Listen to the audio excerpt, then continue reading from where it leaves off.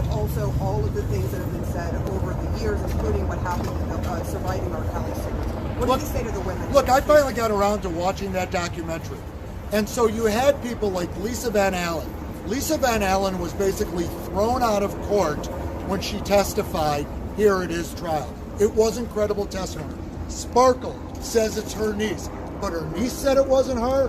Her parents said it wasn't her. Now maybe they've changed that now because they think there's some gravy chain, or they've got some Michael Avenatti making some kind of promise to him, or Gloria already. I don't know, but the fact is that everything in that documentary was a rehash of things they've known for years.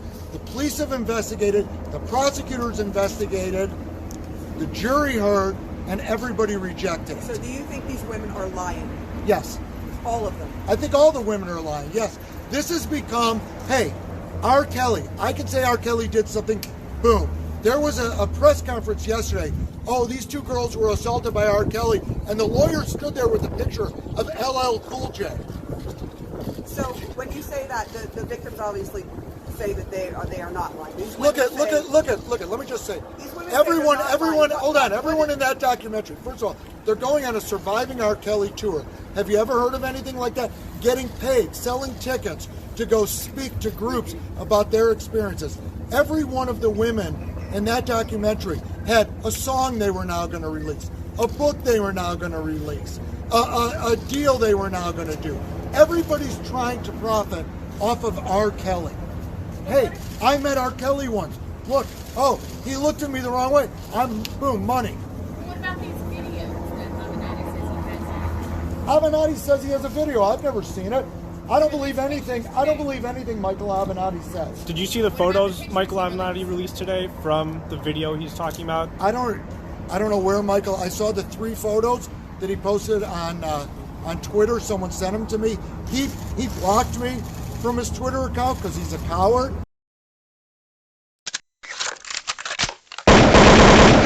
Live to you. Facebook, live to you. Radio, live to you. Radio, fuck you. You know what's interesting about my platform? In all this time, I've always left the door open for people to take the things that I research daily and add to it. From the beginning, I've told you all that my interest came because I saw an injustice occurring right before my eyes. The problem I kept coming across is that because this injustice is occurring to a celebrity, a lot of people just don't care, and that's understandable. But for me, from the beginning, I felt like this whole situation would be a great topic for conversation, not for people to be trying to intimidate people with different opinions, not for people to be trying to attach themselves to my documentation, when at the end of the day, if I don't see things displayed publicly, I can't document it, now can I? Do I care about anybody's feelings because they're caught up in what I documented? Absolutely not. You know why? Because later on, maybe next year, 2 years from now, you may be able to come across all these videos I've documented and recognize that while all these other people over here have deleted so many videos, mine are consistent from the beginning. Let's point out some interesting things. From the beginning, people coming on these platforms told us, if you said anything good about R. Kelly, wasn't nobody trying to hear you. That's a fucking lie. Let me tell you something, and go look it up. There were people being asked to speak to people, and those people, I feel, had common sense to know R. Kelly don't like his business all out there.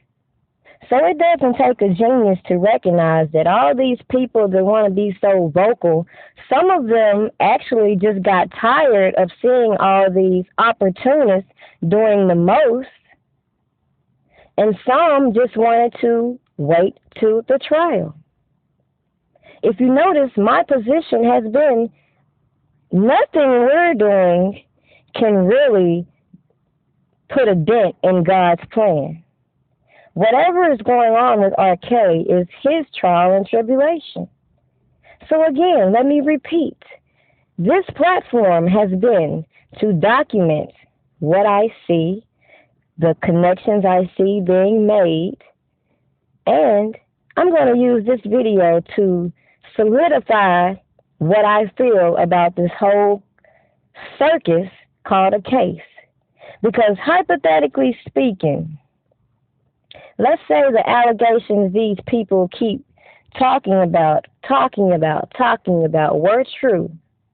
On one hand, they're telling you that nobody cares about the black girls.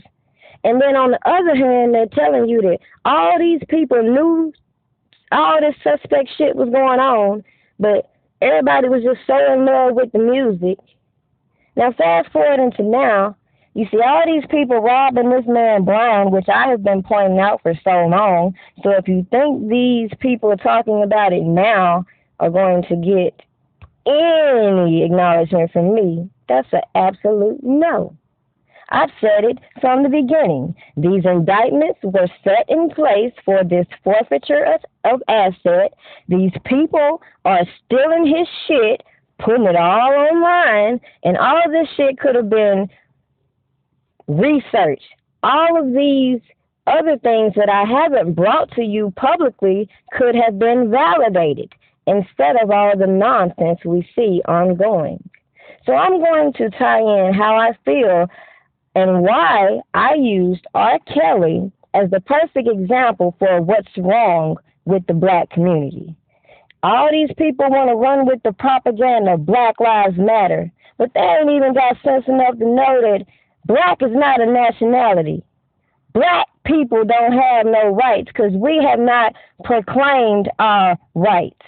So if they can keep distracting us and keeping all this bullshit in our face, we will never unite. We will forever be the crabs in the barrel, keep trying to pull the next person down instead of focusing on what the fuck we can do to come up on our own hard work. These are the things that I see. All this over-sexualization of people, this growth in sexually transmitted diseases, all these propaganda-filled stories about celebrities, for example, passing STDs. But let's go all the way the fuck back when scientists and whatnot were injecting people with STDs. See, these are the things they don't want to talk about because they assume so many people have just forgotten their history and are going to let them keep coming in with all these rumors, allegations, and propaganda to white out our history. This is what my point has been. Pay attention. We, the jury, in the above entitled matter as to count 1, unintentional second-degree murder while committing a felony, find the defendant guilty. This verdict agreed to this 20th day of April, 2021 at 1:44 p.m. Signed, juror foreperson, juror number 19. Same caption, verdict count 2. We, the jury, in the above entitled matter as to count 2, third-degree murder, perpetrating an eminently dangerous act, find the defendant guilty. This verdict agreed to this 20th day of April, 2021 at 1:45 p.m. Signed by jury foreperson, juror number 19. Same caption, verdict count 3. We, the jury, in the above entitled matter as to count 3, second-degree manslaughter, culpable negligence, creating an unreasonable risk, find the defendant guilty. This verdict agreed to this 20th day of April, 2021 at 1:45 p.m. It's been a long journey, and it's been less than a year. And the person that comes to my mind is 1955, and to me, he was the first George Floyd. That was Emmett Till. Wow. I did was on CNN with Deborah Watts, and she just brought him back to life. People forgot about him. But he was the first George Floyd. But today, you have the cameras all around the world to see and show what happened to my brother. It was a motion picture, the world seeing his life being extinguished. And I could do nothing but watch, especially in that courtroom, over and over and over again, as my brother was murdered.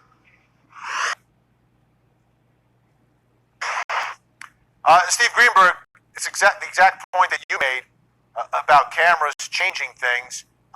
Most police officers wear body cameras now, and they know they're wearing body cameras. If the citizens are not recording the video of this, what do you think would have happened? I think that if there was a prosecution, they would have prevailed in the prosecution because, you have these citizens, and then you would have had the other police officers. We would have seen the same thing again. I was watching that press conference with the family today, Vinny, and what struck me was Jesse Jackson in the background. And I've talked to him briefly over the years. He's from Chicago. But imagine how many times he has stood there in a moment like this and thought that he is witnessing a change. And contrast that with, as meager as it was, the defense that was put up. And what was that defense? I was perfectly right. I was perfectly justified in what I did. And that's really the problem here. And until that mentality is changed, till that mindset of officers changes, and maybe it'll be changed, but it'll be forced to change because their behavior will have to change because of the video cameras. Till that mindset is changed, we're not going to see great change. Think about how many times Reverend Jackson has stood there and thought that it was a watershed moment. And hopefully this is. I find it quite interesting to see Greenburg, of all the attorneys, being the one to comment on this Floyd case. Even more interesting, we had his brother, George Floyd's brother, come out and speak to the effect that this was another episode, as we heard with Emmett Till. So to connect this with R. Kelly is interesting because these people made it their mission to come out and publicly assassinate him. And then they, I guess, felt just because they put all these rumors out, we would ignore the blatant misconduct and corruption being displayed publicly surrounding this case. Just like with George Floyd and how we witnessed his murder publicly. And then all these people started releasing this bullshit. Oh, he was in this tape. Oh, he knows this officer. This, and that. He does this. All to slander his character just to cover up the fact that he was murdered. Regardless of all the stuff they were coming up with about him. So when it comes to R. Kelly, even for those that feel like he is guilty, how's it going to look when they stand by and witness all this corruption, all this misconduct, and feel like they're standing in truth, but allowing all these people to jeopardize this case?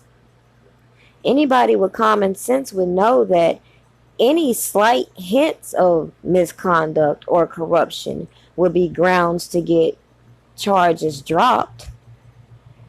So it just makes no logical sense why people would just stand by and keep ignoring the obvious. How so-called evidence can be just passed around. How attorneys who were so deeply involved could be accused of so many extortion attempts. All of this has been put on public display, but so many blew right past what they could have easily researched to fall in line with the propaganda to make you feel like everything going on with R. Kelly is his karma. But at the end of the day, this is part of the problem. And it also is very interesting how they always have that token guy standing there in these key moments, like Al Sharpton. Well, so we filed a motion asking to preserve all communications with any witness, police, prosecutor, attorneys, and so forth. And then we learned something that I knew that Michael Avenatti was involved with some of the people in this case, but I think what the state said is he represents witnesses in each of the cases, which is just crazy to me. No, we didn't say that. No, she said that he represents people in each of the cases. That's what she said. We don't know. We know in 2 of the cases he represents people. We know that he was representing people before the grand jury. We know that he's not a licensed lawyer in Illinois, so that's the unauthorized practice of law. We know what he says about what he does. We know how he operates. And we know that what happened in this case was a result of his pressure and nothing else. Because I've seen the evidence so far. And they just don't do this. They don't bring back cases that were rejected 15 years ago. They don't indict cases without talking to witnesses and doing a thorough investigation. And that's what happened in this case. A rush to judgment, a rush to prosecute because of pressure, all polluted by Michael Avenatti. Why wait until Avenatti is under scrutiny for Kim Fox? Why wait? You felt like they were conspiring together. Why would you wait all this time? I said the first night when I was at the police station that this was wrong, that they had rushed to judgment, that they had succumbed to pressure. That's what I said the first night before we'd been to court and we'd seen anything. Then we started to get the evidence. We got a little bit of the evidence, and we can see that there's all sorts of problems. We didn't wait. We didn't rush. Maybe if he didn't have these problems right away, we would have waited longer till we had more of the evidence. Maybe not. But we know that he's got these problems. When you get in bed with fleas, this is what happens. If I'm at home and I'm listening to you talk about this, and obviously everybody's now focused on R. Kelly, tell me what you think is wrong about this case and how it's charged with Floyd. What's wrong with this case is that there is no case. There's no new tape. Avenatti's full of it when he said there was a new tape. There are old cases that were rejected, and understand we're limited what we can say about the evidence by our rules here in Illinois, rules that he didn't feel constrained by because he's not a lawyer here in Illinois. But I've never heard of, in 33 years of doing this, I've never seen a case where it's rejected after a full investigation and then 15 plus years later without any reinvestigation, just because the sort of public perception has turned that it's charged. There is a case involving a young lady who wrote a book where she said, I lied to R. Kelly about how old I was. I came to his trial every day. You had to be 18 to get into that trial. She went with her mother. That, if you see somebody with their mother and they're telling you they're 19 years old, mom doesn't say that's wrong. And there's problems with all of the cases. All the cases, they shouldn't have been brought. There's all this pressure. There was a so-called documentary which was really just a hatchet job that was done. And then they indicted these cases. And the problem is there was this call from the prosecutor.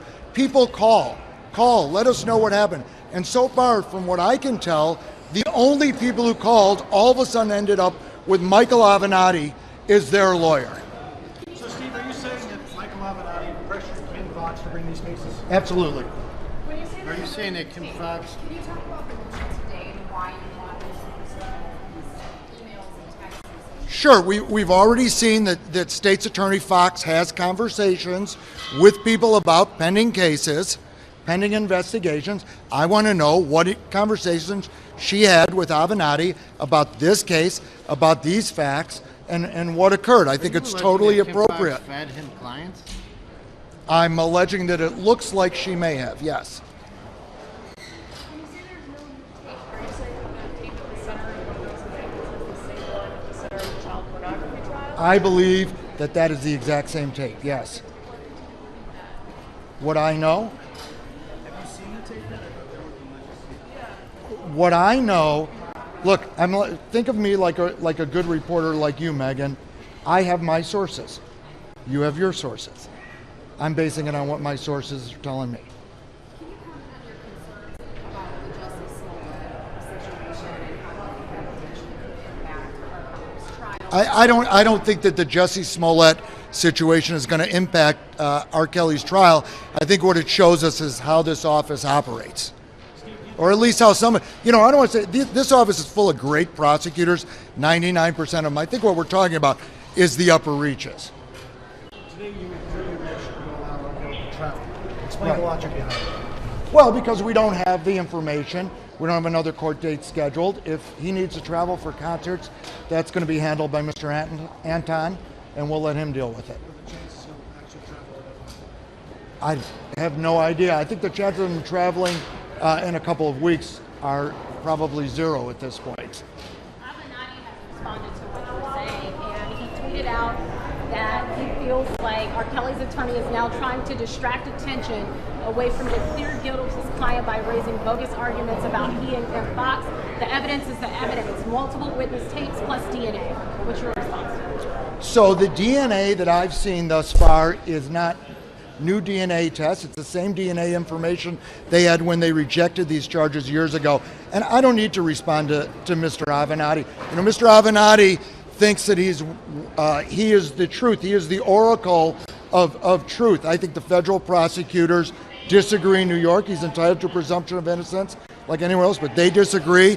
The tapes don't bear that out. The prosecutors in California disagree. When everything somebody touches is like this, what happened here is they got in bed with Avenatti, and Avenatti is toxic. Everything he touches seems to blow up, and that's what's going to happen here. You said that the state's attorney wanted to find out if he manipulated. Well, we'll see what this stuff shows. But I think it's obvious when he was coming in here, he was having press conferences, he was spending hours and hours meeting at the state's attorney's office, that some kind of influence was going on. He was having very public outcries to do something. You have to do something. I also have a problem with the fact that he was representing witnesses before the grand jury, and he is not licensed to practice in Illinois. That is the unauthorized practice of law, and it's improper. I'm sure he'll say otherwise. I suggest people take a look at the law.